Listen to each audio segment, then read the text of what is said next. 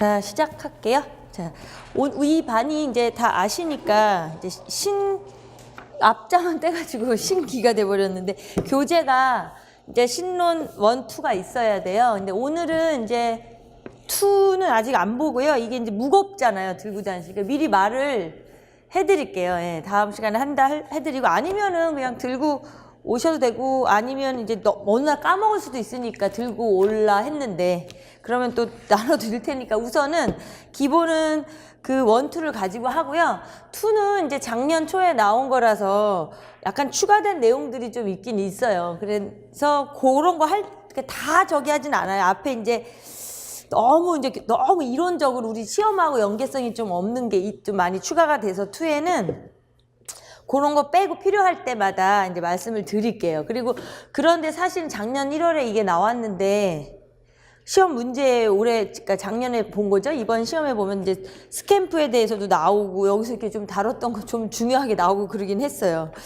자, 그래서 이 반은요, 일단 우리가 사실은 어차피 공부를 하시면 다 아시니까 이 신론이라는 게 거의 이제 제일 중요하죠. 사실 제일 중요해요. 이거를 베이스로 해서 출제도 많이 되고, 그러니까 모든 것을 여기 안에 이론에 좀 이렇게 껴맞춰 있어요. 그래서 사실 현실적으로 공부하는 학생들한테 이게 제일 필수고 또 보기도 편리하고 우리도 좀 정리하기도 좋고 그래요. 그래서 이번에는 이제 요거를 따로 이렇게 빼서 하는 게 아니라 이거는 이제 메인으로 해가지고 정리를 좀 잘 하고 그 다음에 기출문제하고 더불어서 같이 이제 하도록 할게요. 예. 네.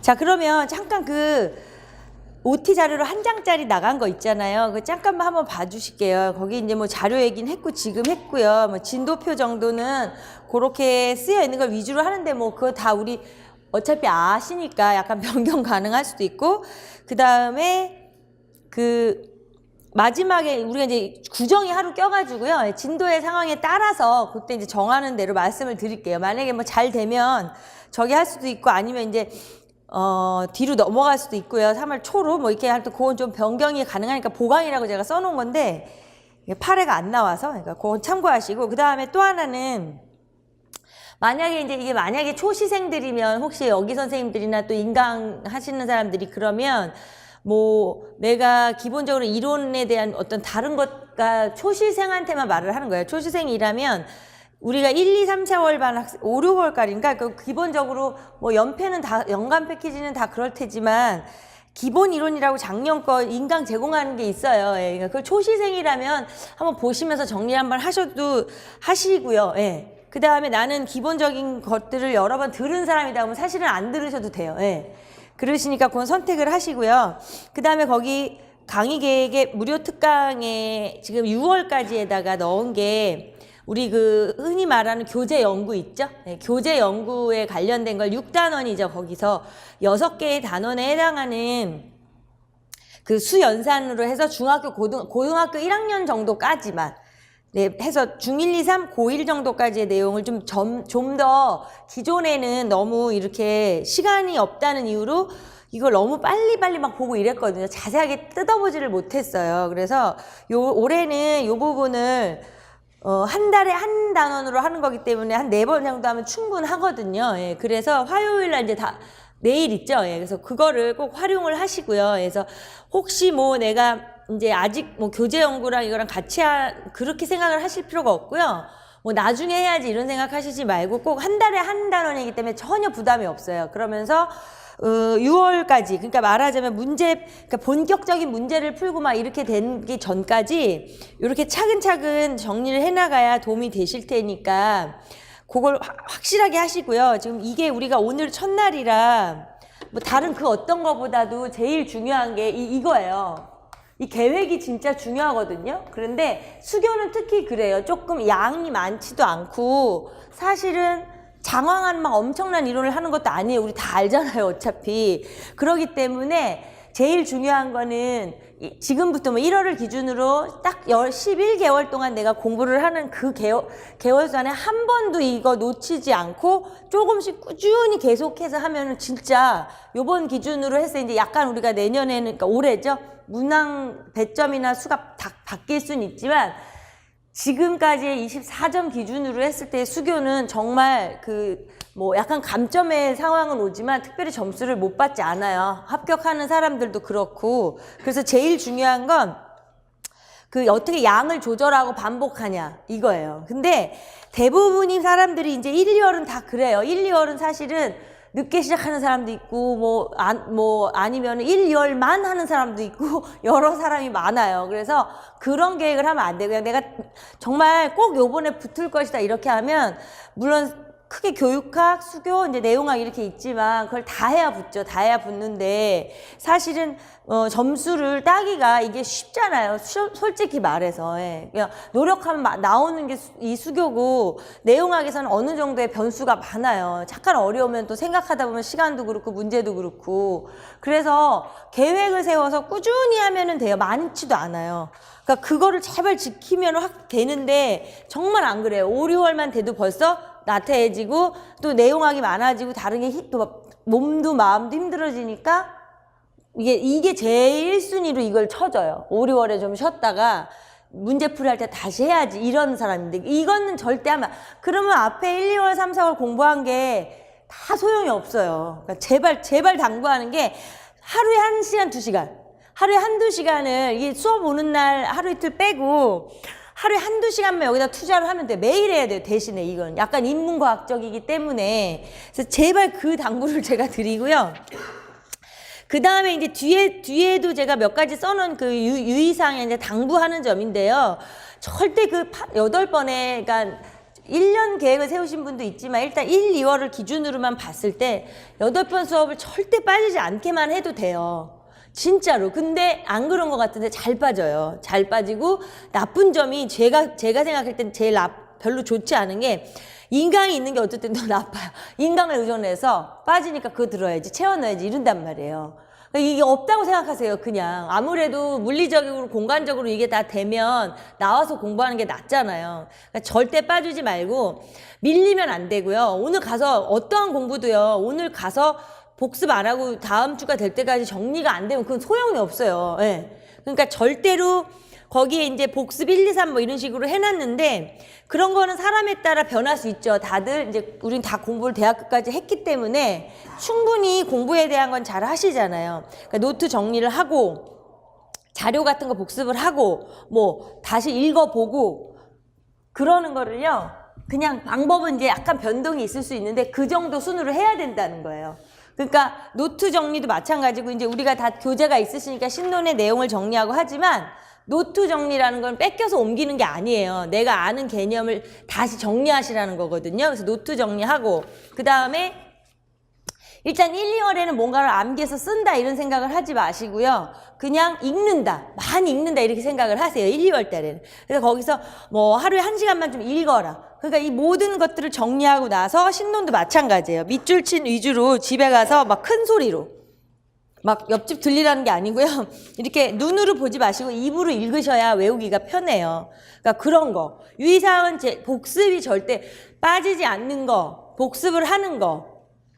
그 다음에 노트를 꼭 만드시라는 게 뭐냐면 교재도 마찬가지예요. 교재도 지금 초시생은 상관이 없는데 초시생이 아닌 선생님들은 내 책이 작년 책이 있잖아요. 작년 노트가 있고 그거는 절대 다시 정리하셔야 돼요. 그걸 그냥 보려고 하지 마시고요. 책도 마찬가지예요. 예, 뭐 책이 뭐 10권을 사야 되는 건 아니니까 한 권에서 2권 더 사야 되는 거니까 새 책을 준비하시고 노트도 새 거에다 하세요. 작년 거를 참고해서 정리할 때 참고만 하지 절대로 그걸 그대로 보면 안 돼요. 그리고 합격했다고 어떤 사람들이 합격한 사람 나 합격했다고 합격생 본인 노트를 주면서 이거 갖고 참고해 이러잖아요. 그것도 하지 마시고요. 그럼 그 사람 합격 노트니까 선생님들 걸 따로 만들어야 되잖아요. 그런 것들이에요. 그래서 여기 이제 여러 가지 집에 가서 읽어보시고 정말 계획대로 하시고요. 어떻게든지 간에 정리를, 이건 수교는 정리거든요. 저는 어떻게든지 간에 이걸 제대로 잘 정리해드려서 그걸 까먹지 않게 해드리는 게 목적이고요. 그 다음에 기출문제하고 연결해서 시험 문제가 나왔을 때 문제를 풀 수 있게, 수교는 좀 써야 되는 일이 많으니까 쓸 수 있게 그거를 해드리는 거예요. 그러니까 어차피 머릿속에 집어넣는 건 선생님들이 하셔야 되니까 일단은 이제 그 당부사항은 뭐 잔소리는 많이 하겠죠, 매번. 네.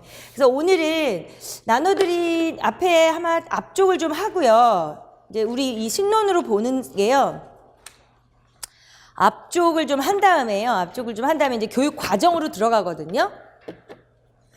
근데 이제 그 교육 과정에서 아까 그 별책을 제가 나눠드린 두꺼운 게 있는데 그 별책이 다 있으실 수도 있어요. 근데 그런 게, 그 별책 같은 경우가 지금 그렇게 찝었는데 꽤 두껍잖아요. 근데 뭐 사는 것도 어차피 다 이쪽에 저기서 파는 거 다 제본이기 때문에 그러진 마시고 그냥 얇은 링을 가시다가 하나 껴서 묶어도 괜찮아요. 그걸 계속 봐야 되니까. 그 한 번만 보고 말 게 아니거든요. 그러니까 이거보다도 더 얇은 링으로 한번 찝어서 들고 있는 게 좋을 거예요. 그렇게 하지 마시고, 그건 찝질 말았어야 되는데, 스테플러 좀 떼고요.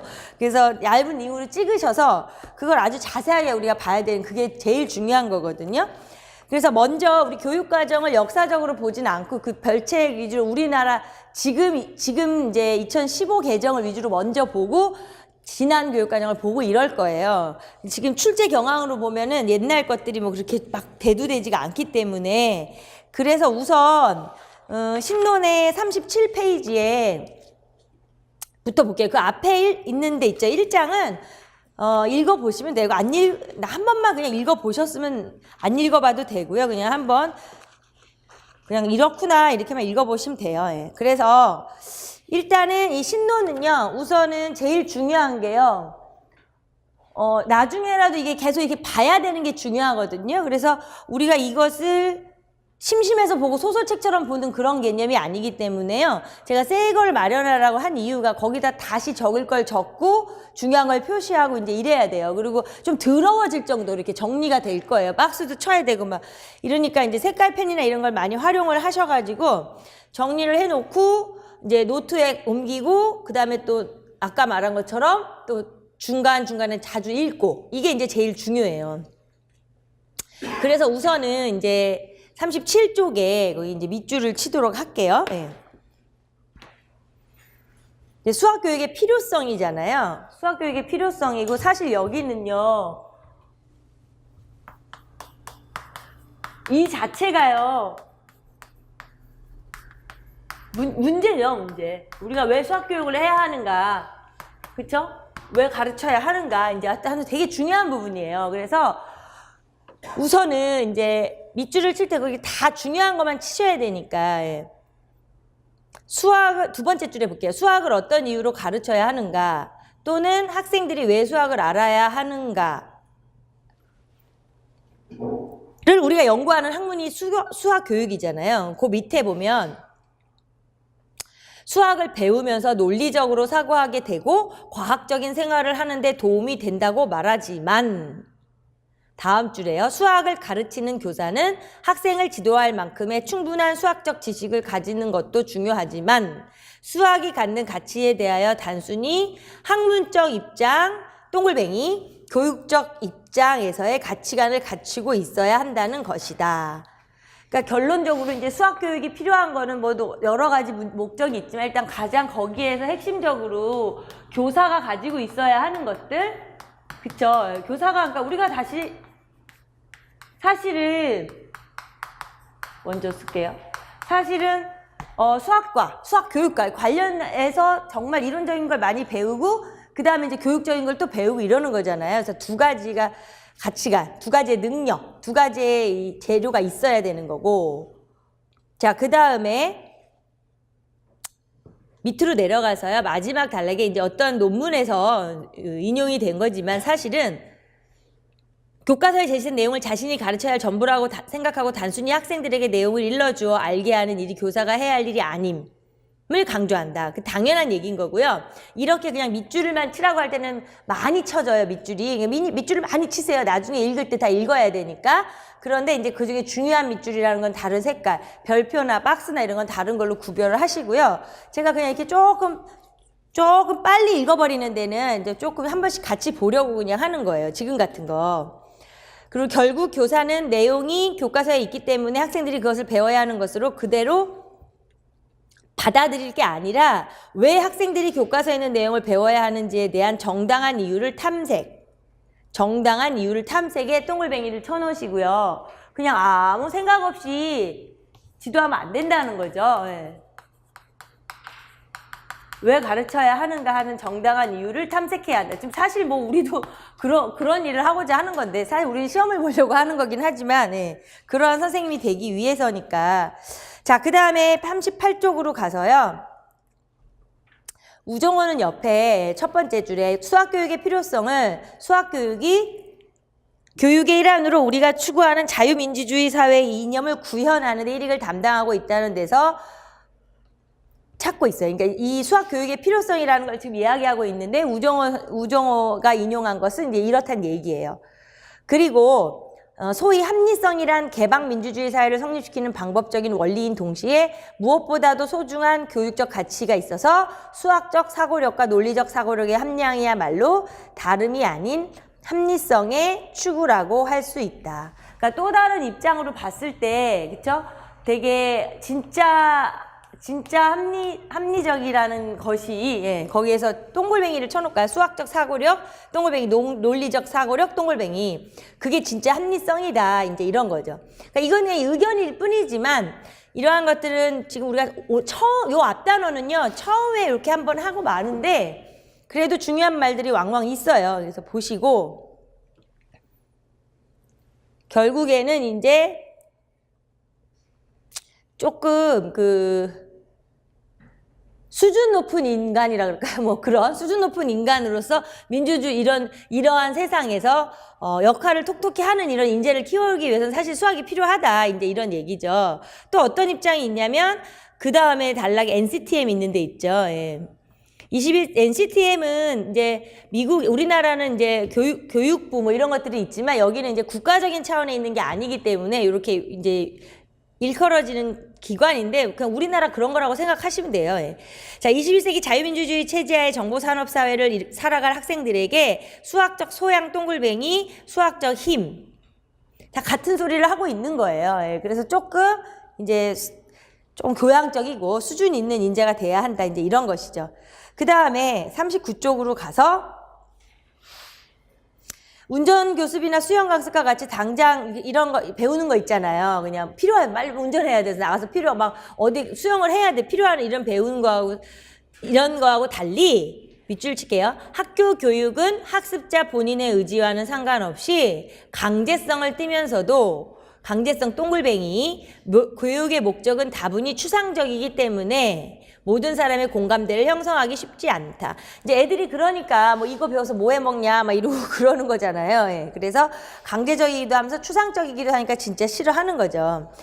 세 줄 밑에요. 현재의 수학교육을 개선하기 위한 연구는 많지만 수학교육의 필요성을 근본적으로 부정하는 연구는 없다는 데서도 입증될 수 있다. 밑에 줄에 수학교사, 전공자, 교육전공자, 교육과정 및 평가 전공자 등의 그러니까 전문가들이죠. 등의 의견 수렴을 통하여 최대한의 합의를 이끌어낸 일이 최선일 것이다. 뭐 그렇다는 얘기지만 중요한 얘기예요. 교육의 필요성은 사실은 뭐 민주주의 사회 우리나라의 어떤 논문의 기준으로 봤을 때도 사실은 상당히 합리적인 사고력, 논리적인 사고력 이런 걸 키우기 위한 수학적 사고력이 중요한 입장에서도 있고 그 다음에 또 외국의 기준으로 봐도 되게 수학적 힘, 수학적 소양 이런 걸 되게 이렇게 좀 우쭐이죠. 수학이 조금 이렇게 되게 다른 학물보다 좀 우위에 있잖아요. 예. 근데 그런 입장이다 하는 걸 그냥 알아만 두시면 되고요. 자, 그 다음에 2절로 가서 이제 구체적으로 볼게요. 거기에 이제 수학 교육의 목적이 있죠. 예. 자, 수학 교육의 목적은 사실은 수학 교육의 목적이 뭐야? 이렇게 시험에 나올 수도 있어요. 있는 그만큼 중요한 거다 이 소리예요. 그러니까 그 이제 문제를 그렇게 조금 심플하게 안 내고 약간 통합시키고 짬뽕을 시켜서 그렇지 수학 교육의 목적이 뭐야? 이러면 이제 우리가 알아야 되는 거예요. 그래서 일단 수학 교육의 목적인 2절을 보시면은 다른 말로 하면 이제 저희 수학 교육의 필요성하고 같은 의미예요. 그러니까 목적이 뭐냐, 그러니까 왜 가르치냐, 이제 이런 걸 묻는 거예요. 예. 그 다음에 그러니까 결론적으로 수학 교육의 목적이 뭐야? 이러면 가르쳐야 하는 이유가 뭐야? 이거잖아요. 그러니까 가르쳐야 하는 이유이기 때문에 시험 문제에 중요한 역할을 해요, 얘가. 90년대 좀 옛날 얘기지만 아주 옛날에는 여기가 물었다고요. 그냥 수학교육의 목적이 뭐야? 이렇게 단답형으로도 내고 객관식으로 물었는데 지금은 이제 그렇지는 않아요. 근데 이제 여러 가지 문제에서 베이스로 깔릴 수가 있는 거니까 중요한 부분이기는 해요. 그러니까 또 하나의 입장으로는 이렇게 수학의 가치를 이제 묻는 거죠. 되게 중요한 거죠. 수학교육의 목적. 목적은 뭐 그냥 애들이 수학을 하게 하는 거 아니야? 이렇게 생각하시면 안 되고요. 예. 그런 저차원적인 게 아니라. 예.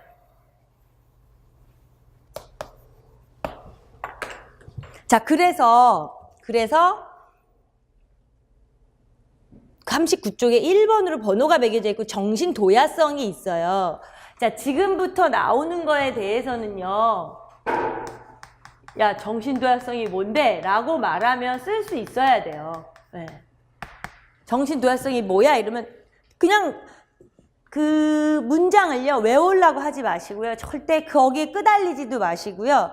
이해해서 한번 머릿속에 들어가서 이해를 해요. 내 걸로 만들어서 써야 돼요. 왜 이걸 암기하면 이게 안 돼요. 인문과학적이긴 하지만 암기로 될 일이 아니기 때문에 우리가 이제 이해를 해보면 똑똑해지는 거잖아요. 되게 말하자면 이제 그런 얘기를 하는 거니까 수학의 가치가 이 정도가 있다는 거예요. 그러니까 수학을 배우면 정신적인 능력이 신장이 된다 이런 거잖아요. 쉽게 말하면 이게 정신적 능력이 신장된다.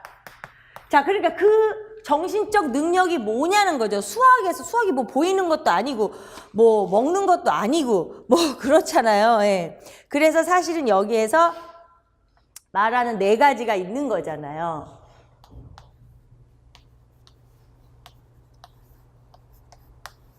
이렇게 4가지가 있어요. 수학의 특성상 상당히 좋은 거, 우리가 알고 있는 것처럼 뭐 논리성 이런 거 그런 어떤 좋은 거, 고등 사고 능력 같은 이런 거예요. 그 중에서 이제 일반성,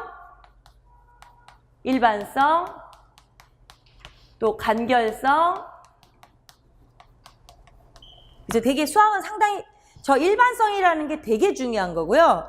그 다음에 이제 사실은 간결성도 엄청 중요하고 엄밀성, 논리성 뭐 이런 게 있어요. 순서는 상관없어요. 그냥 쓴 거라. 예.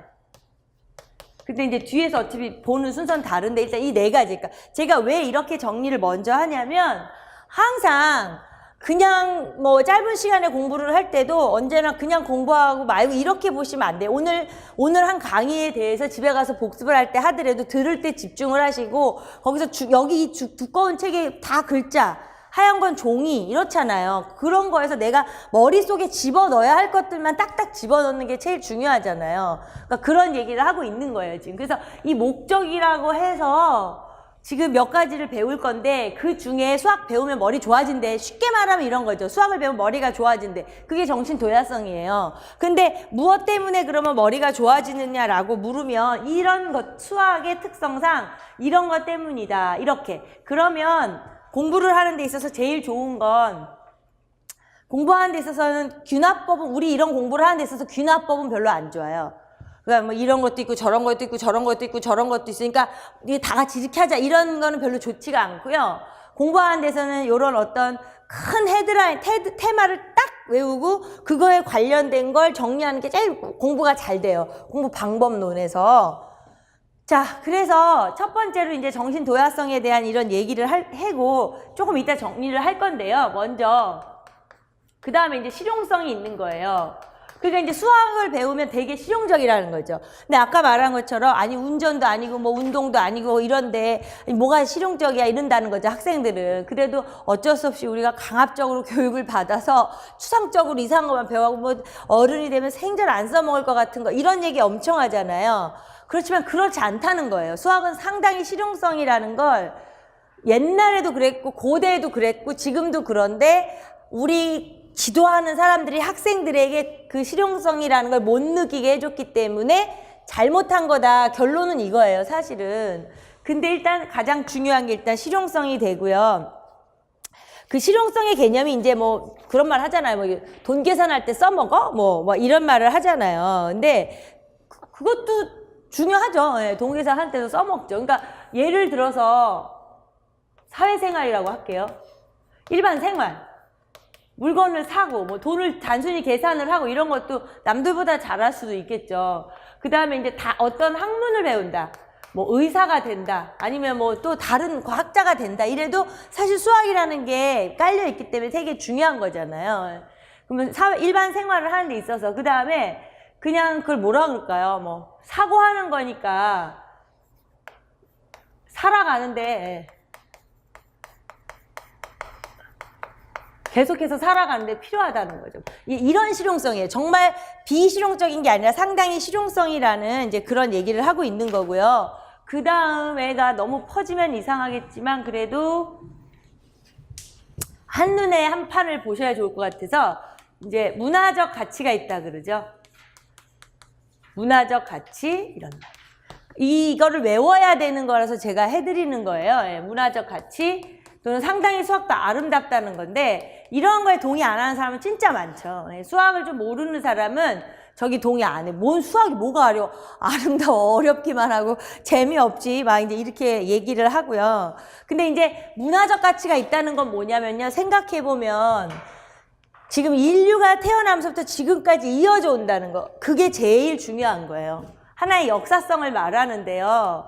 수학의 역사가 어마어마하면서 지금까지도 계속 끊이지 않고 더 발달을 하면 했지 없어진 게 아니잖아요. 중간중간에 뭐 하다못해 공룡도 없어지고 없어지는 것들이 되게 많아요. 예, 이제 그런 얘기를 하는 거고요.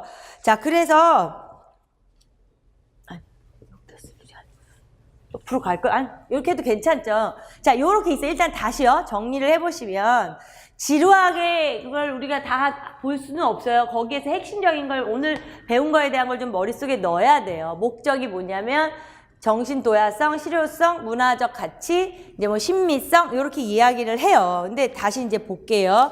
다시 책으로 가서 자, 아까 거기 40쪽에 이제 있어요. 첫째는 엄밀성 이런 얘기가 있죠. 그래서 밑줄을 치면 수학적 활동의 사고의 정확성, 엄밀성은 수학의 아름다움과 기능을 구성하는 필수적 요소. 수학적 활동을 통하여 학생들은 일반적 사고에도 수학적 엄밀성을 자, 일반적 사고의 수학적 엄밀성을 적용한다에 더 중요 밑줄을 쳐놓을게요.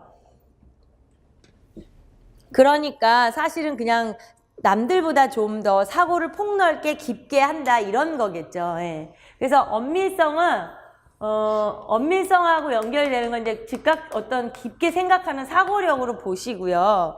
그 다음에 간결성, 둘째 간결성까지만 밑줄 치고 옆으로 가서 수학에서 사용되는 정의를 비롯하여 수학적 성질이나 사실 원리 정리 등은 모두가 최소한의 언어로 최대한의 의미를 표현하려는 수다. 최소한의 언어로 최대한의 의미를 표현. 수학에서 기호를 많이 사용하지만 역을 말하면 그건 상당히 똑똑한 거거든요. 예, 그걸로 많은 걸 표현하니까. 밑에 보면 자신의 생각이나 의도를 간결 명확하게 표현하고 이해시키는데 도움이 된다. 결국은 세상을 살아가는데 이게 상당히 이제 도움이 된다는 거죠. 그래서 간결성이라는 건 뭐냐면 의사소통하고도 표현이 되는 거예요. 사실은. 내가 내 의견을 표현하고 남들을 이해시키고 이렇게 되는 거라고 표현이 되는 거라서 되게 중요한 성질들인 거죠. 근데 수학을 많이 하고 하면 이제 그런 것들을 좀 더 잘한다 이런 얘기고요. 자, 밑에 셋째 논리성만 밑줄 치고 논리 정연한 추론 과정이 필수적 요소이며 객관적 검증의 과정 등은 모두 일반적 문제 상황에서도 요구. 일상 상황 살 때도 어떤 객관성, 서로의 검증하는 거 이런 게 되게 중요한 거잖아요. 예. 수학적 추론 훈련을 통하여 얻을 수 있는 주요 정신 능력이다. 논리적이라는 건 정말 수학적인 걸 해서 배우는 거에 뭐 모자르는 게 없다는 거죠.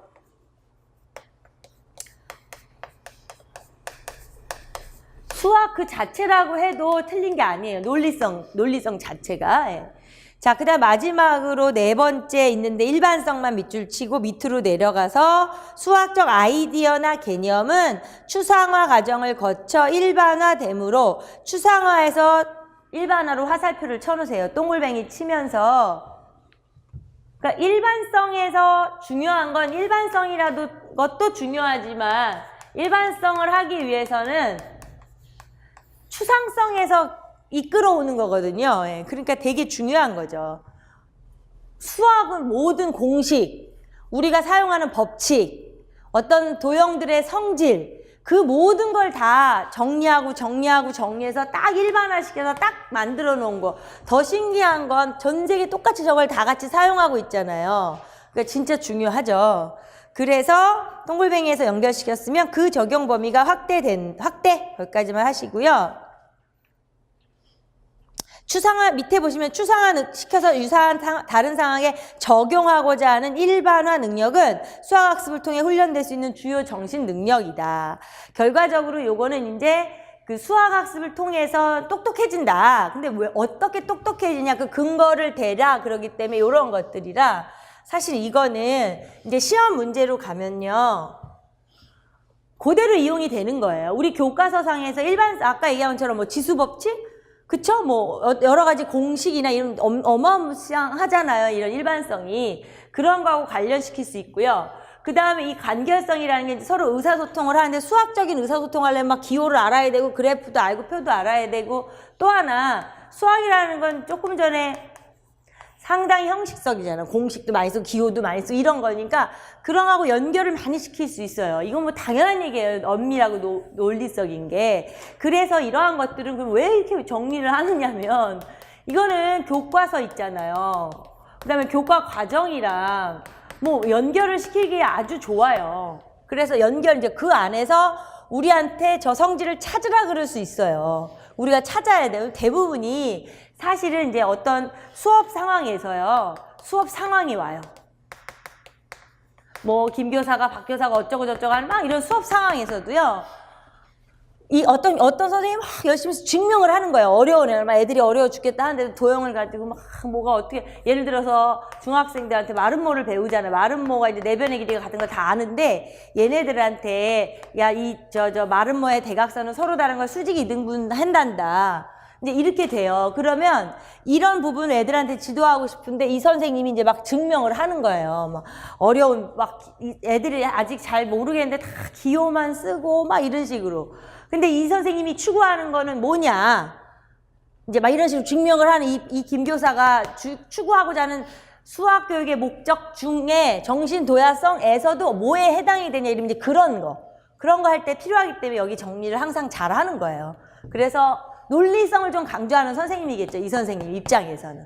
그쵸? 예, 뭐 그러한 것들. 이래서 자, 이렇게 한 판에 보시라는 건 지금 정확히 수학교육의 목적에서 수학의 가치, 정신 도야성, 실용성, 문화적 가치를 기억하시라고 세 가지를. 그 중에 저 네 가지가 해당이 된다. 기억해야 돼요. 예, 외우시고요. 여기 재미없기 때문에 인강 들을 때 특히 졸려요. 앞에가. 인강도 특히 정신 차리셔서 잘 들으시고. 자, 그래서 그 밑에 40쪽 밑에는 좀 참고적인 얘기긴 하지만 우리가 이제 신론이나 어떤 수교를 공부할 때 그래도 이러한 문구들이나 말은 교양적으로다가도 그래도 알아는 둬야 되니까 한번 보고는 넘어갈게요. 페스타로치가 얘기를 한 게 수학 자체가 이제 도야적 측면이 많기 때문에 머리의 질서, 뭐 진리, 감각, 정신, 체조 이런 얘기를 했다는 거예요. 그래서 머리의 질서라는 거는 그 밑에 연결이 바로 돼요. 수학 교육의 실용성이랑 진리, 감각인 게 교양적, 정신, 체조, 훈련적 이렇게 이제 대두된다고 정리를 했고요. 그리고 그 밑에 그 이제 머리 질서, 진리 감각, 정신 체조에 대한 이제 그 설명을 좀 자세하게 해놓은 거예요. 그러니까는 수학 교육의 실용성이라는 자체가 이제 수학을 배우면 일상생활에서도 훨씬 사람이 좀 생각하는 것도 다르고 수학적으로 한다 뭐 이런 뜻이고요. 진리 감각도 마찬가지고 정신 체조도 뭐 연습을 하는 거죠. 그러니까 정신이 체조할 수는 없으니까 뭔가 사고하는 연습을 한다는 거죠. 그냥 거기는 그렇게만 알아두시면 되고요. 자, 그래서 41쪽으로 와서 두 번째 이와 같이 옆에 밑줄을 칠게요. 수학이 필요하다고 강조하는 사람들은 흔히 수학이 논리적인 사고력을 길러준다고 말하는데 이러한 논리적 사고력이라는 것이 수학만을 통해서 길러지는 것인지 쭉 밑줄을 치시면 수학을 열심히 공부하면 과연 사고력이 저절로 길러지는 것인지 수학을 공부해서 논리적으로 되는 것인지 아니면 논리적 능력이 있어서 수학을 잘하는 것인지. 말 되게 이상하죠? 이도 저도 뭐가 뭐 닭이 먼저인지 달걀이 먼저인지 계속 그렇다는 얘기예요. 하여튼 이 모든 문제로 검증할 방법은 뚜렷하지 않은 거예요. 그래서 정신기능에 관한 덕목은 어떤 특정한 내용과의 관련성보다는 사고하는 전략이라든가 방법적 측면, 사고 전략 동글뱅이, 방법적 측면 동글뱅이 다뤄지기 때문에 특정 교과 내용에 국한된다고 보기가 어렵다는 이제 결론을 이렇게 내렸어요. 결론을 내렸고 이해를 좀 해야지만요. 더 중요한 거는 지금 칠판에 판서한 것들에 관련된 사항은 머릿속에 집어넣어 버리셔야 돼요. 언제 활용된다? 교과서하고 수업 상황 안에서 활용이 된다고요. 다른 데서 활용이 되는 게 아니라 교과서에서 수업 상황 안에서 활용이 돼요. 자, 그 다음에 이제 실용성으로 가서 아까 여기서 이제 살아가는데 뭐 인생 살아가는데 사회생활을 하는데 다른 공부를 하는데 이랬잖아요. 자, 42쪽이죠. 수학이 다른 과학의 기초가 되고 문명이 발달하는 초석이 되기 때문에 공부해야 한다는 관점. 자, 이제 이게 제일 애들한테 나쁜 실용성이죠. 학생들한테 이게 수학이 얼마나 실용적인지 알아. 너 대학 가려면 해야 되고 뭐 하려면 해야 되고 막 이런 거 있잖아요. 그거 제일 싫어하잖아요. 그러니까 그 옆에 보시면 보편적인 설득력을 지니지 못한다. 그 소리예요. 현실적으로 애들한테 그런 소리 해봐요. 싫어하죠. 그러니까 싫어하는 게 아니라 애들 입장에서 설득이 안 되는 거죠. 예. 자, 한 두세 줄 밑에 보시면 모든 사람들에게 수학이 필요한 게 무엇 때문인가가 있어요. 한번 밑줄 쳐놓으시고요. 그 다음 마지막에 따라서 옆에 보시면 일상생활에서 중학교 이상에서 다뤄진 수학 내용을 직접적으로 손쉽게 활용할 수 있는 실예가 많지 않다. 그래서 수학의 실용성 측면의 강조는 궁색하다는 지적도 있다. 그러니까 수학적의 실용성은 그렇게 수학의 가치로 보기는 나쁘다 이런 뜻이에요. 그런 의견이 있다는 건데 실제는 안 그렇다는 거죠. 특히 우리는 그렇지 않다는 걸 학생들에게 이제 주지시켜야 된다는 거죠. 자, 43쪽에 그냥 밑줄을 쭉 계속 치자고 하는 거는 치세요. 읽으실 때 그래도 다시 한번 보시라는 거고요. 제가 그냥 동글뱅이를 치라는 거 이게 상당히 중요한 것들이고요. 예. 중요 밑줄 치라는 것도 또 중요 표시고요. 자, 43쪽은 그냥 밑줄을 치면서 주어진 수학 문제를 못 풀고 가려내어 선발하는데 이게 이제 입시시험, 우리 아주 옛날 역사적으로도 수학을 시험의 도구로만 사용한 그것은 밑에 바로 옆에 반교육적 기능. 이제 시험만 보기 위한 건 반교육적 기능이고 밑에 줄에요. 수학을 잘하는 학생은 지적인 능력이 있으며 수학을 못하는 학생은 다른 과목에서도 좋은 성적을 보이지 못한다는 견해로 대부분의 선발 시험에서 수학을 필수로 지적하고 있다. 그래서 이제 그러다 보니까 반교육적 기능이 생겨난 건데 바로 옆에 보세요. 수학이 중요한 선발 도구로 이용된 데는 그럴 만한 이유가 있다. 그 이유가 뭐냐면 첫째 보시면 수학적 능력이 있는 사람은 다른 데서도 능력이 있다는 믿음. 근데 그게 쓸데없는 믿음이 아니죠. 바로 밑에 보시면 경험상 인정된다는 거죠. 통계상 많은 학생들이 그렇게 되어 오고 있으니까. 그거 어쩔 수 없는 거예요. 그것도. 경험상 인정이 되고 둘째, 변별도가 높은 교과. 셋째, 국가 경쟁력의 주요한 자원.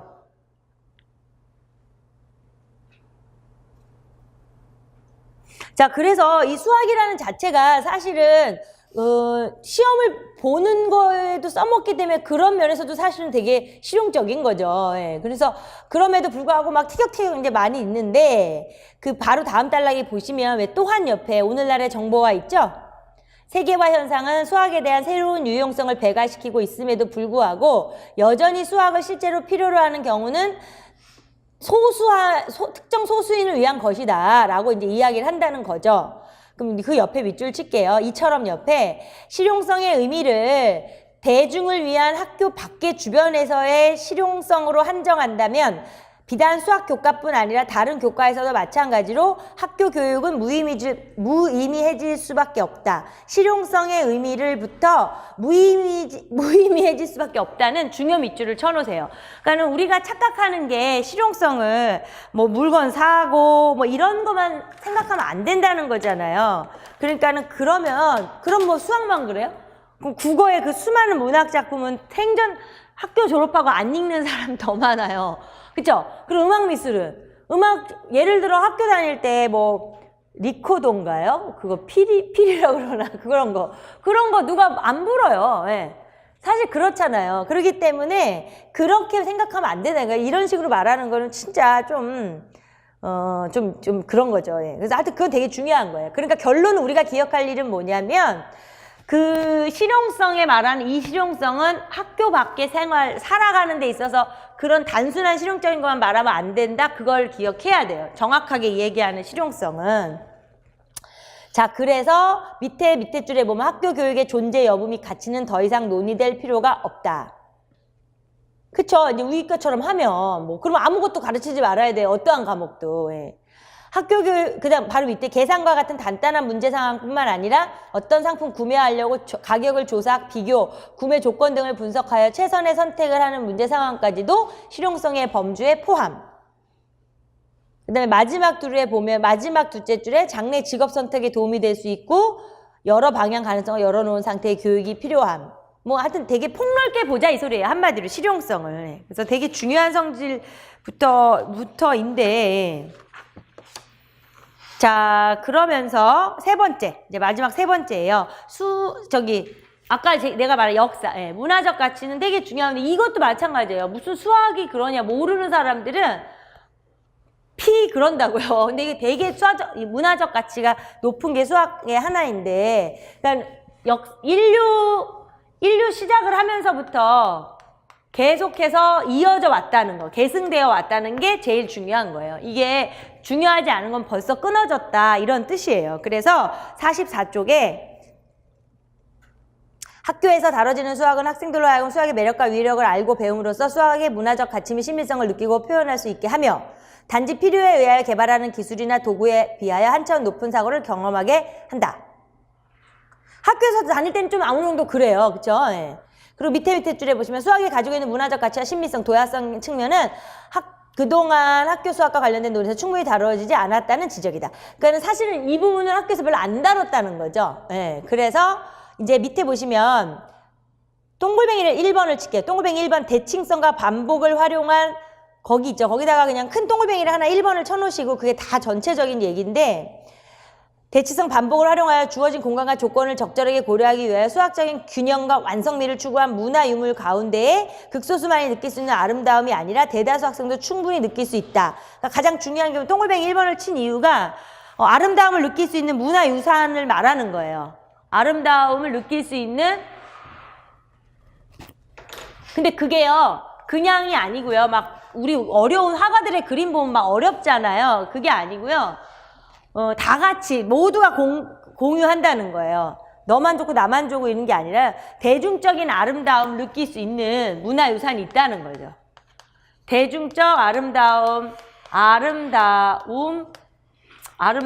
문화유산이라고 할게요. 어차피 이거는 지금 기억을 하시면 흐름을 기억을 하는 거니까. 그러니까 이러한 것들을 예전에 좀 우리가 안 다뤄서 그렇지 학생들에게 많이 맛보게 해줘야 된다는 거예요. 이런 그 문제만 풀고 계산만 하는 게 아니라 그러한 걸 많이 보여주면 애들이 스스로 문화적 가치를 느낀다는 거예요. 사실은 문화적 가치를 느끼는 것도 실용성인 거죠. 예. 그 다음에 옆으로 가서 보면은 왜 동글뱅이 2번을 하시고요. 매우 간단한 수학을 활용하여 흥미진진한 게임을 하는 거. 뭐 흥미진진한 게임 이렇게 생각해도 돼요. 그런 것들을 다 수학적이라고 생각을 해야 되는 거죠. 그 다음 바로 밑에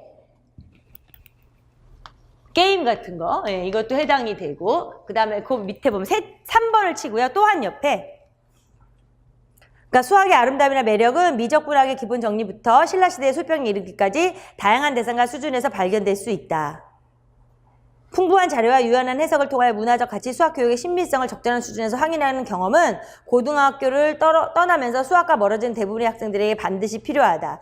되려 이제 학교 졸업하면 수학을 많이 안 하니까 전공을 안 하면 그런 사람들에게는 되게 도움이 된다는 거죠. 그러니까 그거를 이렇게 경험을 시켜야 한다는 거예요. 이러한 신비성을 경험을 많이 학생들에게 더 시켜줘야 한다. 경험시켜 주어야 함. 이 뜻이에요. 그래서 마찬가지예요. 예를 들어서요. 이 실용성이라는 거를 가지고요. 교과서나 이제 수업 상황이나 이런 데서 할 때 써먹을 건 되게 많아요. 왜냐하면 우리 요즘에 이제 계속 개정되고 있는 교과서, 올해는 중학교 2학년께 새로 나왔죠. 수학 1, 2랑 고등학교 2학년이 배우는 그런 걸 보면 이제 바뀐 걸 보면 언제나 그 앞에 뭐 실용성을 강조한다, 이게 들어가 있어요. 실용성을 강조한다, 문화적 가치를 강조한다 이래가지고 막 재미나는 거 있고 항상 집어넣어 놨다고요. 예. 그러니까 사실은 수업 상황에서 실용성이 나오는 건 어렵지 않아요. 일상생활에서 뭐 이런 게 뭐가 있을까 얘들아 막 이제 이런 식으로 하잖아요. 그러니까 이건 어렵지 않은데 이것도 그렇게 많이 나온다는 거예요. 이거 아까 얘기한 것처럼 이 수학 교육의 목적을 써라. 이거는 90년대 문제고요. 지금은 수학 교육의 목적을 가지고 수업 상황 안에 숨어 있는 걸 우리가 찾아내야 돼요. 시험 문제에서 그렇게 낸단 말이에요. 찾아낸다. 네, 이걸 찾아내야 돼요. 어떻게든지. 아니면 뭐 그거는 뭐 2차 시험으로 간다 그래도 되는 거죠. 실용성만 강조했던 2차 시험 문제에서 뭐 학생들에게 문화적 수학의 신미성을 느끼고 있는 발문을 하시오. 뭐 이렇게 할 수도 있어요. 그러니까 이거 되게 중요한 얘기가 되고요. 자, 그래서 그 44쪽의 그 작은 글씨는 이제 참고적인 글씨인데요. 이제 플라톤이 그 애들에게 어떻게 뭐 그런 얘기를 했는가 이런 마지막 5줄을 한번 볼게요. 그냥 플라톤은 수학교육에 의도하는 바는 학생들로 하여금 수학의 아름다움을 보게 하고 고차원의 아름다움을 향하게 하고 지혜를 얻게 하는 데 있다고 했다. 플라톤은 수학을 숭상하면 눈에 보이고 변화되기 쉬운 사물에 대하여 개의치 않고 제대로 배우면 눈에 보이지 않고 변하지 않는 것에 관심을 두어 진리와 지혜를 갈망하고 추구하는 인간이 된다면 이렇게까지 극찬을 했다 이 소리고요. 자, 45쪽으로 갈게요. 여기 재미없는데 빨리 끝내야 돼요. 자, 45쪽으로 가서 자, 역사를 공부하는 이유가 끝부분에 있어요. 첫째 줄 끝부분에. 역사를 공부하는 이유가 역사적 사실을 단순히 기억하는 게 아니라 올바른 역사의식을 가지기 위함이며 올바른 역사의식 똥글뱅이 치고요. 음악이나 미술을 공부하는 것도 아름다운 것, 아름답다고 느낄 수 있게 하기 위함인 거죠. 그런 거죠. 뭐 음악을 뭐 잘하고 우리가 학교 다닐 때 그런 뭐 클래식을 막 배우고 했지만 그걸 배우면서 느끼라는 거지. 그걸로 뭐 전공을 하라는 게 아니잖아요. 수학을 공부하는 이유도 수학적 안목 별표를 쳐놓으세요. 수학적 안목을 가지고 주변의 현상을 올바르게 파악하고 아름답다고 느낄 수 있도록 합니다. 자, 흔히 말하는 음악 미술은 아름다움, 역사는 역사의식, 수학은 수학적 안목 그렇게 생각을 해주면 많이 기억이 날 거예요. 우리가 이제 한국사를 막 강조하고 있잖아요 요즘에. 그러면 이것은 올바른 역사의식, 그쵸? 예. 그 다음에 이제 음악이라든가 미술작품이라든가 이런 거를 하면 뭘 배운다기보다는 그냥 아름다움을 느끼게 하는 게 목적, 그쵸? 그러면 수학이라는 것을 진정 배우는 거에 궁극적인 목적이 수학적 안목.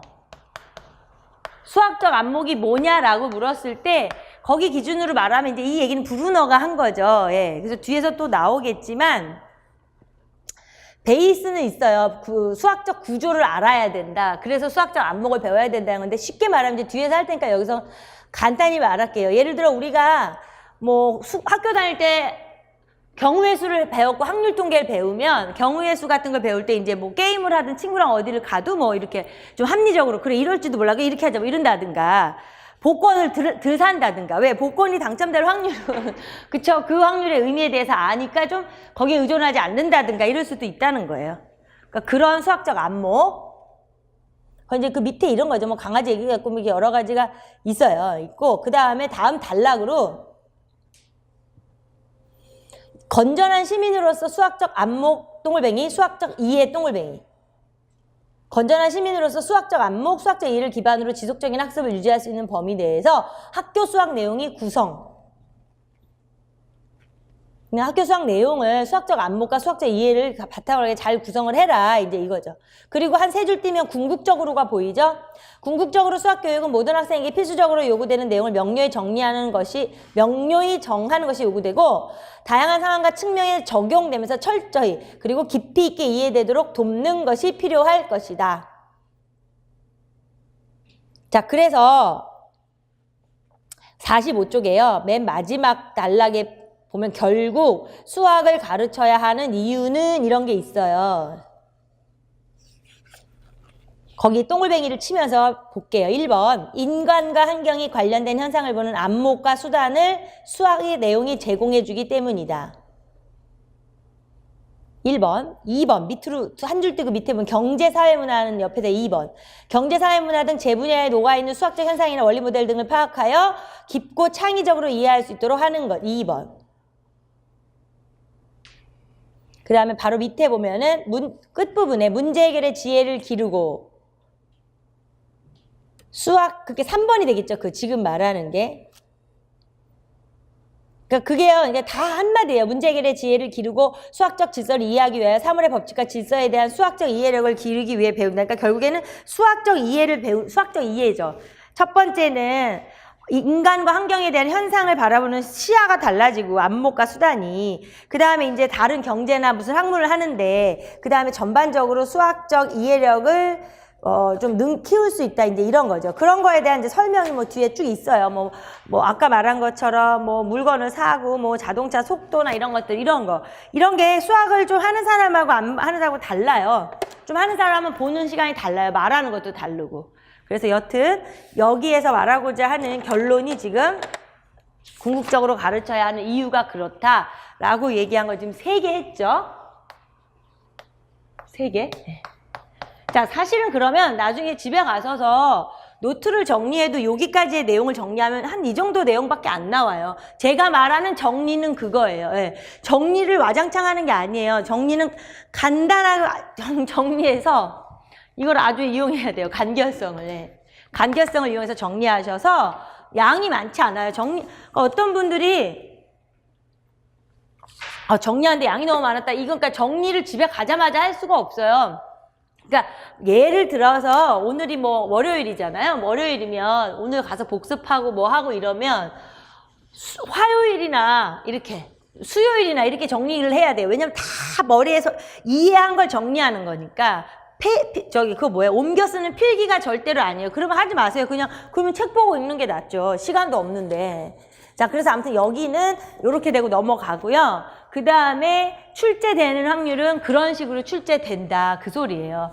그리고 예를 들어서 옛날 기준으로 말하자면 정신도야성이 무엇인지 써라. 뭐 이렇게도 나왔단 말이에요. 지금 근데 그렇게 안 나오지만 쓸 수 있어야 돼요. 그럼 그 쓰는 연습을 외우지 말라고요. 정신도야성이 뭐지? 이렇게 외우지 마시고 생각하게 아까 말한 것처럼 고등사고 능력이 정신도야성이에요. 그냥 그런 걸 자기만의 언어로 정리해서 쓰시면 돼요. 자, 그리고서는요. 우리나라 이제 교육 과정이 제일 중요하죠. 우리나라 교육 과정이 제일 중요한데 지금 뒤에 이제 3절이잖아요. 이제 한번 보세요. 3절을 보시면 사실은 요 3절은 그렇게 중요하지는 많이 나왔어요. 예전에는. 근데 점점 이제 덜 나와요. 점점 덜 나와서 근데 사실 그도 맞아요. 우리나라 수학 교육을 배우고 있는데 우리가 요런 부분을 가지고 막 그렇게 막 이제 뭐 하기가 좀 그렇긴 해요. 예. 그래서 이게 좀 덜 나오는 편인데 그래서 한 번 정도는 우리가 이제 그 흐름을 놓치지 않아야 돼서 정리를 한 번은 해요. 그래서 그런 식의 시각으로 한번 볼 필요가 있어요. 그런 식의 시각으로 볼 필요가 있는데 지금 이제 49쪽에서 근대화 운동, 현대화 운동 이제 이렇게가 있어요. 기본으로 돌아가기 이런 어떤 큰 그림만 보시면 돼요. 그러니까 수학교육이 우리가 지금 사실 수학교육이라는 게요. 오래되지 않았어요.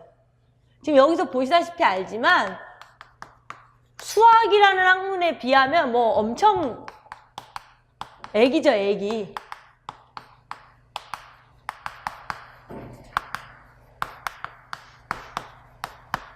이렇게 큰 그림만 뭐 예전에는 우리 되게 여기를 면밀하게 막 조사하는데 지금은 뭐 돌아가기 운동 안 중요하다 그런 뜻이 아니고요. 이제 지금의 문제 유형의 트렌드상 조금 그렇다. 그러니까 정확하게 핵심적인 거와 핵심적인 거하고 흐름만 정확하게 알자 이렇게 생각을 하시면 돼요. 그러면 이제 기본적인 역사 속에서 흐름을 같이 한 거기 때문에 외우거나 이럴 것도 없고 이해하면서 이제 중요한 것만 좀 봐두도록 할게요. 그러니까 근대화, 현대화, 그 다음에 그거 두 개로만 봐도 전반적인 사회의 흐름하고 똑같아요. 근대화, 현대하고 똑같은 맥을 같이 하는데 사실 그쪽에 고전적 그거는 이제 안 보셔도 돼요. 그냥 교전적 교양교육, 뭐 생활 준비로서의 교육의 대립 이 두 가지 항상 그 전에 19세기 말에 보면 이제 수학은 학문이야 이러다가 아니 좀 실용적인 걸 지도해야 되는 게 늘 싸움을 했다는 얘기예요.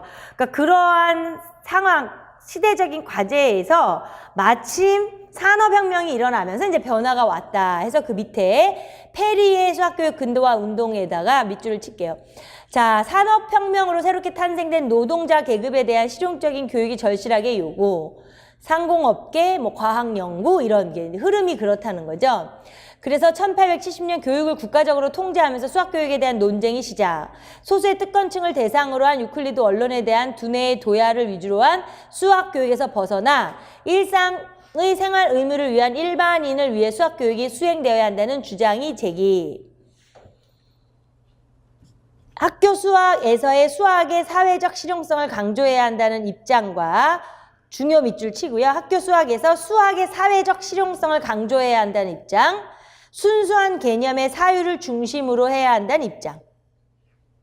두 가지가 이제 서로 싸웠다는 거죠. 이전에 막 유클리드 원론만 하고 어려운 것만 하고 재미없게 하고 막 애들을 힘들게 하고 마찬가지로 여기서도 그거예요. 그 입학시험으로만 써먹고 막 이제 이랬다는 얘기예요. 자, 그래서 이제 하여튼 나라는 세계는 계속해서 발전을 해나가요. 산업혁명이랑 발전해 나가는데 수학은 발전이 없었다. 뭐 그런 뜻으로 이해하시면 되고요. 50쪽으로 가서 수학은 사회 현실과 교육의 본질로부터 유리되어 오직 시험 합격을 위한 도구, 시험 합격을 위한 도구, 동글뱅이 쳐놓고요. 시험 합격을 위한 도구. 결국에는 수학 교육을 개혁하지 않으면 안 될 상황. 그래서 이제 페리가 수학 교육, 1901년에 수학의 교육이라는 강연을 했다. 이제 그게 시발점이 된 거예요. 영국의 그 근대화 운동에. 페리가 주장이 당시의 수학 교육이 매우 비과학적, 사회의 실제와 분리된 이론만 추구, 철학적 지식의 전수에만 급급, 비과학적 동글뱅이, 실제와 분리된 이론 동글뱅이, 철학적 지식의 전수에만 급급 동글뱅이 이렇게. 그리고 밑에 또 입학시험에 통과하는 것 동글뱅이, 우수한 수학 전문가 만드는 것만을 목적으로까지 동글뱅이. 그러니까 이러한 것들이 문제다. 이거 수학교육의 큰 결함. 자, 그래서 그 밑에 보시면 페리는 번영된 국가를 건설하기 위해서 있잖아요. 거기에다가 발명정신, 창조능력, 동글뱅이 쳐놓으세요. 발명정신, 창조능력 뭐 이런 거 이제 주장을 했다는 거죠. 영국의 페리는 노동자 계급으로서 산업혁명을 막 위주로 하고 막 이제 이런 사람이다 보니까 좀 더 이걸 많이 강조했겠죠. 그래서 밑에 점 5개가 있어요. 뭐 그런 것 정도는 우리가 이렇게 자꾸 읽어서 봐두시면 돼요. 여기는 자꾸 읽어서 봐서 또 시험 문제가 출제 혹시 될 때 이렇게 인용이 되면 그걸 좀 이렇게 모르지만 않으면 돼요. 그 배경과 왜 이렇게 됐는가는 배경과 이런 것들을. 그래서 자연과학과 연결되는 측면을 강조한 거, 실용성, 유용성을 강조했다는 거. 근데 유클리드 기하만 지도하지 말자 이런 식으로 해서 실험 기하를 강조했다는 거. 실험 기하가 뭐냐면요, 그 바로 밑에 설명이 있는 거예요. 모는 종이를 활용하고 입체 기하 내용 같은 거 더 지금 조금 이렇게 조작 활동을 위주로 하는 그런 거. 요즘으로 말하자면 그런 걸 그때 강조했다니까 얼마나 앞서갔겠어요. 그 다음에 실험상의 측량이 다 비슷한 얘기고요. 대수 공식을 이용하여 지식과 능력을 기른다. 수학교육 근대화 운동의 기폭제가 되었다. 자, 그 다음에 이제 이렇게 3명을 위주로 근대화 운동에서요. 그 페리하고 영국의 페리, 독일의 클라인, 미국의 무어 이렇게 그냥 핵심만 보면 돼요. 그래서 19세기 독일에서는 이제 이 사람은 이제 교수 출신이기 때문에 약간 좀 너무 페리처럼 그런 것만 주장하지는 않았겠죠. 예. 그런 식으로 해서 이제 학교 세 번째 줄, 50쪽의 밑에 세 번째 줄에 보면 응용 수학을 학교 교육에서 더 많이 다루어야 한다는 주장. 이제 분위기가 그렇게 간 거예요. 뭐 그것만 하자 이게 아니라 좀 더 늘리자 뭐 이런 식으로. 자, 그래서 51로 가서 두 번째 단락에 이 사람이 가장 중요했던 건 함수 개념의 함량 동글뱅이, 공간 관찰력의 함량 동글뱅이. 그러니까 아까 페리는 이제 실용성을 좀 더 많이 주장을 하다 보니까 실험 기하, 뭐 발명 정신, 창조 정신 이런 걸 좋아했고요. 이제 클라인은 이제 이런 식으로 함수 개념의 함량과 공간 관찰력의 함량을 좀 주장을 했다. 그래서 밑에 점을 보시면 추상적인 측면, 실용적인 측면, 균형을 유지했다는 거예요. 이 사람은 그러니까는 페리처럼 그렇게 한쪽만 너무 치우친 건 아니고 두 가지를 같이, 아무래도 교수 출신이다 보니까 수학적 사고와 자연과학적 사고의 결합을 강조했다. 그리고 미적분 같은 걸 막 조기에 도입하면 애들이 어려워하잖아요. 이러니까 그 자연현상과 관련 짓자 이렇게 이제 하나 또 이게 완충을 했죠. 그리고 이제 실제 내용은 중요하지만 스킬은 좀 가르치지 말자. 연역 균합을 또 균형을 강조했다. 아무튼 자연사회 현상을 같이 수학적으로 관찰하는 능력도 또 중요시 여겼고, 이게 뭔가 조금 약간 타협하면서 발전을 말했던 거 이렇게 생각하면 돼요.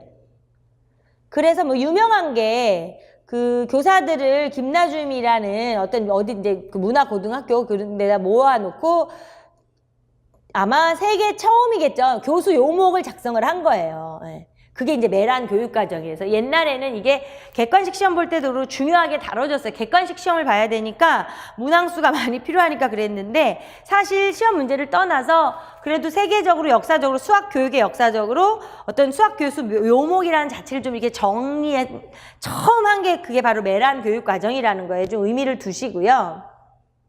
그래서 마지막 두 줄 보시면 교육 과정과 교과서로 구체화된 클라인의 수학교육 계획 운동은 이제 독일에 아주 큰 영향을 미쳤다는 거죠. 근데 가장 중요한 게 이제 이게 구체화되었다라는 거 이렇게 보시면 되고, 약간 둘의 차이가 있구나. 여기서 세 명을 말하는데 그렇게 보시고, 그 다음에 이제 근대화 운동의 무어 거를 볼게요. 무어 거에. 무어는 미국의 무어예요. 미국의 무어니까 이제 여기는 이 시절에 보면 이제 막 새로 엄청 발전을 하는 이제 그런 나라 입장에서 더 절실했겠죠. 실용적인 거, 뭐 밑에 보면 항해술, 측량술 뭐 이런 것들이 더 많이 됐을 거예요.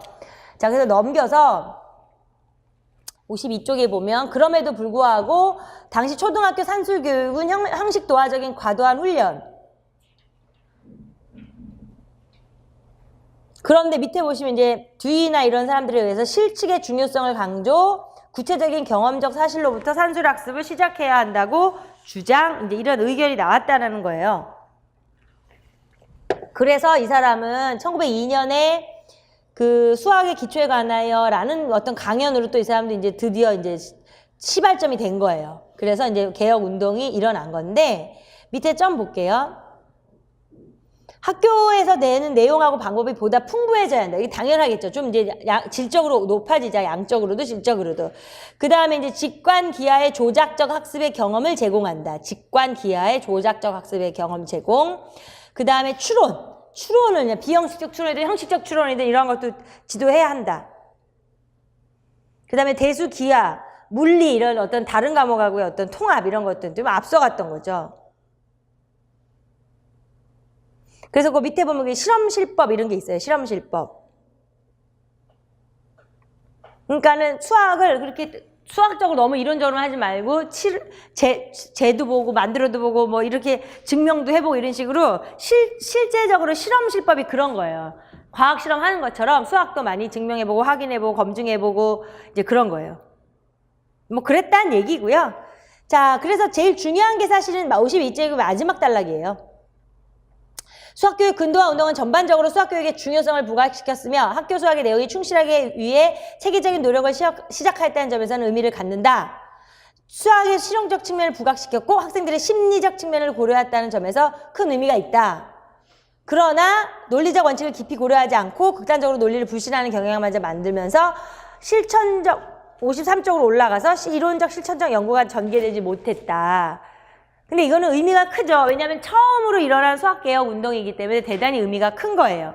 그러니까 그런 관계로 이렇게 보면 돼요. 지금 어렵게 이렇게 볼 필요가 없고요. 그냥 뭐 그랬구나 이렇게. 그래서 그 현대화 운동도 몇 개 없으니까 그거까지 보고 좀 쉴게요. 현대화 운동, 세수학 운동 이런 말이라고도 해요. 현대화 운동이라도 하고. 그럼 이제 아까 그 흐름을 놓치지 말라 그랬죠?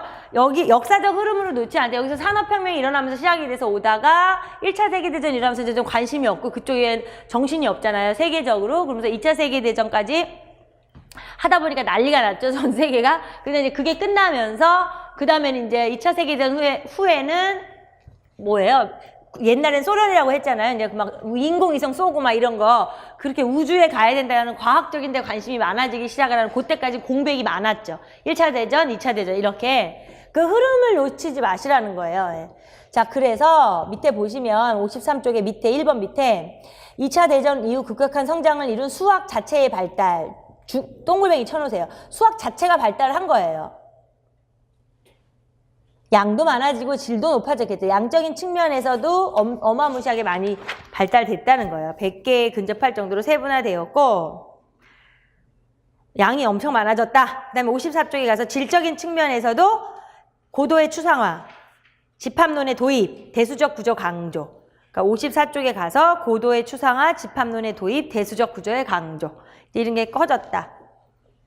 아무튼 이렇게 발전하다 보니까 이제 개혁을 하고 싶은 거잖아요. 그러니까 중요한 게 첫 번째 수학 그 자체의 발달, 수학 그 자체의 발달. 두 번째 기존 수학 교육에 대한 반성, 기존 수학 교육에 대한 반성. 그러니까 대학교에서는 현대 수학을 중심으로 하고 고등학교 이제 중고등학교에서는 고전적인 거. 그러니까 서로 막 갭이 커져 버리는 거예요. 셋째에 있는데 보시면 현대 수학의 강력한 응용성에 대처할 필요성. 막 우주 가고 인공위성 쏘고 이러니까 어마어마했겠죠. 수학적 힘이. 네 번째 밑에 넷째 옆에 보시면 전문 기술 인력 절대적 필요. 마지막 줄에 보시면 수학이라는 학문 자체의 변화와 질적 양적으로 그것을 수용할 사회적 여건의 변화는 수학교육에서의 가치관의 재정립을 요구하게 되었으며 이로 인해 수학교육 현대화 운동이 시작되었다. 그 소리예요. 그래서 이제 55쪽으로 갈게요. 55쪽으로 가서 거기 5가지 이유가 있어요. 그냥 그것만 잘 봐두면 되는데 첫째, 현대운동에서 무엇을 했느냐 이 소리예요. 현대수학의 내용과 방법을 조기에 과감히 도입했다. 현대수학이 뭐냐면 집합, 함수, 확률 이런 거 대수적 개념. 우리는 지금 다 배우고 있지만 이런 현대수학의 내용을 너무 또 세게 과감하게 도입을 했어요. 그러니까 초등학생도 집합을 배우고 저희 때도 그랬어요. 초등학교 때 집합 배웠어요. 자, 둘째, 대수적 구조를 강조. 대수적 구조를 강조한다는 건 어렵다는 거죠. 예. 세 번째, 논리적 엄밀성을 강조. 이것도 마찬가지예요. 어렵게 진도한다는 얘기죠. 네 번째, 현대수학의 접근을 위하여 전통적인 교재를 정비. 거기서 이제 구체적으로 말하자면 유클리드 기하라 같은 어려운 걸 다 빼버리자. 이렇게 됐다는 거죠. 다섯 번째는 새로운 지도법을 도입한다는 거죠. 그러니까 수학교육이라는 말도 더 자리를 잡고 교육학, 심리학 막 이런 말들이 나온다는 거죠. 그러니까 수학이 발달을 먼저 했고 수학교육에 대해서 얘기를 했지만 점점 가면서 수학교육 심리까지 발달을 했다. 이제 이 소리예요. 그래서 그 밑에 그 중심에 삐아제하고 브루노가 있는 거예요. 삐아제는 이제 조작적 발달 이런 걸 내세운 사람이었는데 브루너의 대담한 가설은 거기 작은 따옴표에 있잖아요. 어떤 교과든 지적으로 올바른 형식으로 표현하면 어떤 발달 단계에 있든 어떤 아동에게도 효과 있게 가르친다 이 소리인데 사실은 둘이 좀 입장이 달라요. 삐아제는 발달 단계를 뛰어넘어서는 그렇게 효과가 있지는 않다 이런 입장이고 브루너는 이제 이렇게 주장을 했어요. 결국엔 두 사람이 현대화 운동의 가장 이제 핵심이 되는 인물이었었다 이런 얘기예요. 자, 제일 중요한 건 앞으로도 계속해서 시험에 꼭 나올 수 있는 것들은요. 55쪽에 맨 밑에 있는 거예요. 뭐냐면 마지막 두 줄 보면 73년부터 시행된 제3차 교육과정의 수학교육 현대화 운동에 영향을 받았다. 우리나라가 영향을 받았다는 거예요. 3차에. 이 현대화 운동이 3차에 영향을 주었다. 뭐 그런 얘기예요. 그래서 그것은 뭐 그렇고요. 자, 그 다음에 이제 그렇게 해서 이게 잘 되는가 싶은데 잘 되지는 않아요. 왜냐하면 지금 벌써 애기 들어도 집합론, 추상적인 수와 함수, 대수 이런 걸 강조하니까 당연히 어렵다고 하겠죠. 그래서 그게 56쪽에 나와 있어요. 비판을 하는 게. 너무 급하게 했어요. 너무 급하게. 그래서 그 점 있는 데를 볼게요. 56쪽에. 학생들이 그러니까 조급한 형식화와 추상화를 시도하고 있다. 아이들이 충분히 발달하지 않았음에도 불구하고 조급한 형식화와 추상화. 그리고 여전히 어려운 걸 하다 보니까 장래 수학자가 되기 위한 소수의 학생을 대상. 논리적 엄리성, 연역적 추론이 중요하긴 하지만 지나치게 강조를 했다는 거예요. 그리고 다른 교과의 관련성 무시했다. 그러니까 이것은 이제 자발도 운동이라기보다는 위에서부터의 운동이다 이거죠. 그러니까는 밑에서부터 운동을 한 게 아니라 위에서부터 이제 정말 뭐 천재들이 똑똑한 사람들이 인공위성 쏘고 이렇게 하면서 연구하다 보니까 그쪽에서부터 뭐가 필요해, 이것도 필요해, 저것도 필요해. 그러니까 애들한테 더 가르쳐, 애들한테 더 가르쳐 막 이런 식으로 일어난 운동이라 별로 그런 식으로 혁명이 일어나면 안 된다는 거죠. 자, 그 다음에 결과적으로는 아까도 말한 것처럼 원래 이 자체가 수학자들이 먼저 나서고 교육학자, 심리학자가 뒤에 합류했다, 뒤로 이제 약간 물러서 있기 때문에 수학 교육적으로는 좀 되게 안 좋다는 거죠. 그러니까 수학적인 내용을 어렵게 많이 했다는 거죠. 자, 그 다음에 점의 마지막에서 두 번째 점을 보면 교사를 위한 적절한 교육이 필요함에도 불구하고 충분한 지원이 없었고 전통적인 교재 같은 거 연구도 없었고 이렇게 해서 이제 문제점들이 여기 있어요. 그래서 거기 56쪽에 뭐 한편 토문 해가지고 작은 글씨로 해서 이렇게 나오잖아요. 그게 이제 아주 좋은 예예요. 학생 그 초등학교한테 2 더하기 3이랑 3 더하기 2랑 왜 같은가. 그러니까 쉽게 말하면 대수적 구조를 가르치려고 교환법칙, 결합법칙 막 이런 걸 지도했다는 거예요. 그러니까 애들이 어려워하고 이게 무슨 소리야 이런 식으로 하면서 점점 더 수학을 못하게 되는 상황이 되었다는 예를 들어놓은 게 그 1화가 그 56쪽 밑에서 57쪽 위에까지 있어요. 당연히 그런 식으로 지도를 하면 애들이 못하겠죠. 우선 초등학생은 저학년이라면 2개 더하기 3개는 사물을, 구체물을 이용해도 되는데 그런 애들한테 이렇게 어렵게 했으니까. 자, 그래서 57쪽에 그 조그만 것이 밑에 거에 밑줄을 칠게요. 클라인은 세수학 운동에 엄청난 돈과 시간과 노력이 투자되었지만 그것이 실제로 수학교육을 개선했는지 학생들로 하여금 수학이 더 가까워졌는지는 모르겠다라고 비판하면서 세수학 운동은 전통적인 교육과정의 문제점을 극복하는 데 실패. 수학교육 현대화 운동은 세수학 운동이라고 해요. 수학교육 현대화 운동의 좌절은 전통적인 수학교육의 복귀를 초래한 것이 아니며 발전을 위한 건설적 측면으로 해석되어야 할 것이다. 아무래도 실패를 했어도 다 이렇게 뭔가 그로 인하여 배울 점이 많았다. 이제 이 소리죠. 그러니까 가장 중요한 게 그거예요. 밑에 무엇 때문에 수학을 가르치는가라는 수학의 교육적 가치에 대한 근원적 의문이 심각하게 논의되었다는 사실은 매우 주목할 만한 일이다. 그 소리예요. 그리고 나서 간단하게 밑에 보면 수학교육 현대화운동의 반성이라고 해서 기본으로 돌아가기라는 게 있어요. 그러니까 그것도 흐름으로 이게 현대화운동에서 너무 어렵게 하고 재미없게 하고 힘든 수학, 대수적 구조 이런 걸 하다 보니까 이 애들이 수준이 완전히 떨어진 거예요. 수준 막 산수도 못하고 막 아까 그 위에처럼 잔이는 왜 덧셈을 못하는가 이것처럼 그렇게 됐다는 거예요. 그래서 여기서는 그럼 뭘 주장하겠어요? 아유, 안 되겠다. 기본이라도 잘 가르치자. 이제 이렇게 돼서 기본으로 돌아가기가 된 게 57쪽 밑에 그 소리예요. 두 번째 줄에 보시면 기본적인 계산 능력마저 저하되자 기본으로 돌아가기 운동이 촉발되었다. 기본 기능을 찾아 교재로 재구성 1번. 기본 기능을 찾아 교재로 재구성 1번. 행동적 목표와 지필 계산을 강조한다는 거 2번. 행동적 목표와 지필 계산 강조가 2번.